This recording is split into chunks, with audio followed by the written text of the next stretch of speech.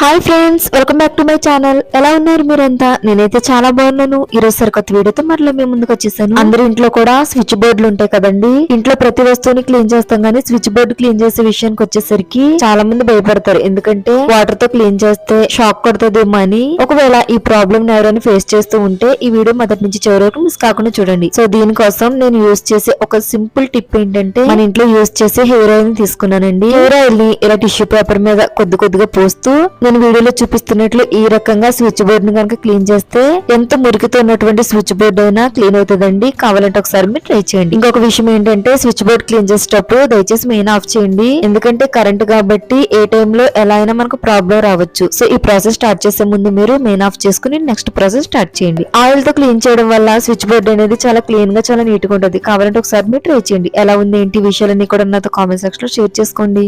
అలాగే ఈ వీడియో మీకు నచ్చితే లైక్ చేయండి, షేర్ చేయండి, తప్పనిసరిగా మన ఛానల్ కూడా సబ్స్క్రైబ్ చేసుకోండి. Bye friends.